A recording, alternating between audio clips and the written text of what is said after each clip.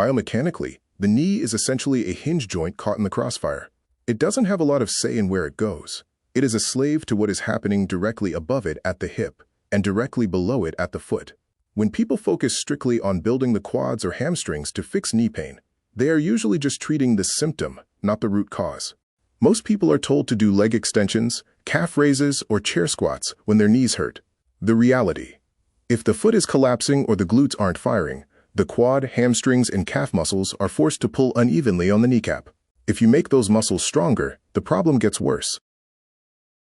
If you talk to top-tier physical therapists and sports biomechanists, they will tell you that for non-traumatic chronic knee pain, meaning pain that didn't come from an acute injury like a car crash or a ski wreck, it is easily 95% or more of the time a symptom of a problem elsewhere. In the athletic rehabilitation world, there is a famous framework called the joint-by-joint approach, popularized by movement experts like Gray Cook and heavily utilized by platforms like Squat University. It labels the knee as a classic victim joint. Why the knee is always the victim? The human body alternates between joints that need mobility, freedom to move in all directions, and joints that need stability, strength to stay locked in alignment. The foot/ankle needs high mobility and adaptability. The hip needs massive mobility in 3D space. The knee, caught right in the middle, it is a simple hinge joint that only wants to do one thing: bend and straighten. It needs stability. When a senior loses mobility or structural integrity in the foot, like flat arches from stiff shoes, or loses stability in the hip, like sleepy, unengaged glutes, the body doesn't just stop moving. It forces the closest joint to compensate. Because the knee is trapped in the middle, it takes 100% of the rotational stress it was never designed to handle.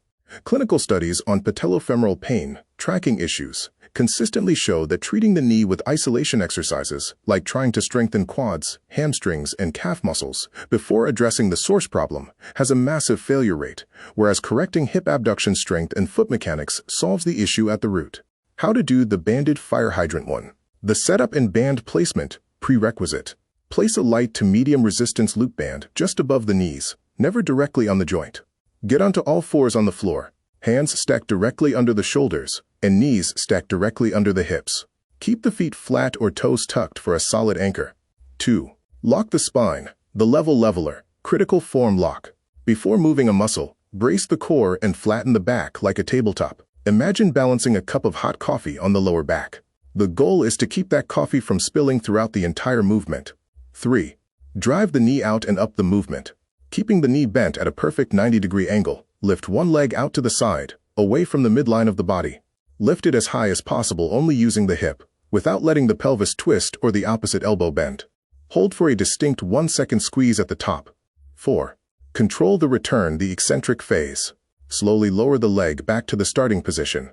Do not let the resistance band snap the knee back down. Fight the tension all the way down until the knee is hovering just a hair above the floor. Then immediately start the next repetition. The gluteus medius, a key muscle for knee health, is often underdeveloped. Strengthening it with the banded fire hydrant is crucial, as it helps stabilize the hip and prevents the knee from collapsing inward, thus reducing strain on the knee joint.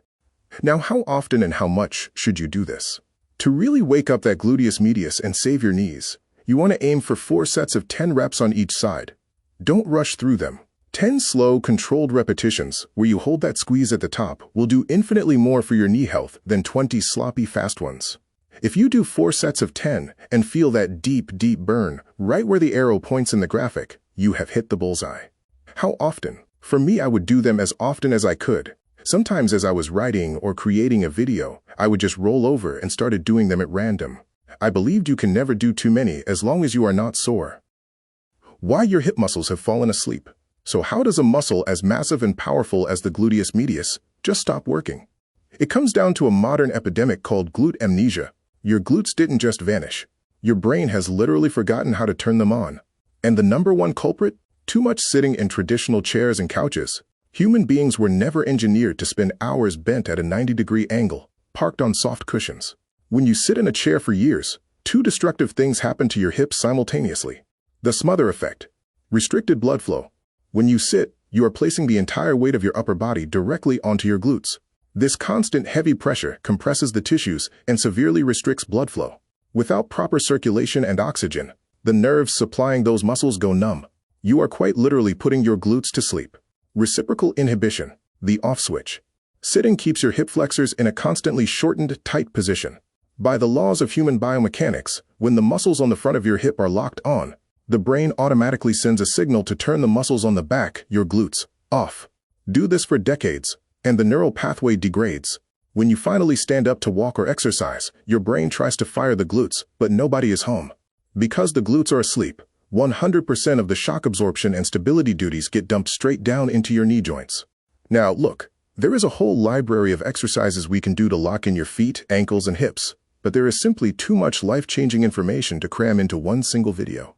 Over the next few weeks, I'm going to break down each of those movements in exact detail so you can build your personal toolkit from the ground up. And listen, I'm not just passing down theoretical advice here. I have direct, first-hand experience with every single thing I'm talking about.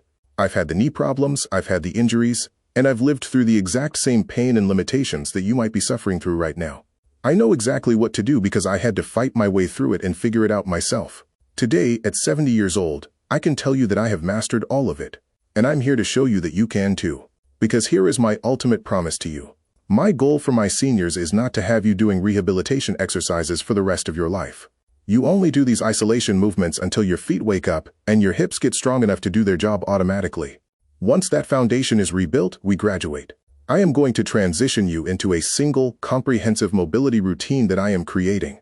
It takes just 10 minutes a day, it works every single muscle in your body from head to toe, and it's all you will ever need to stay effortlessly fluid. Wake up those glutes, save your knees, and I will see you in the next video. Also, if you have any questions about any challenges you are having, don't hesitate to ask me in the community section. I have unlimited resources, and I am linked to several sources that specialize in body mechanics and mobility. I am at the gym several days a week, and I see it all.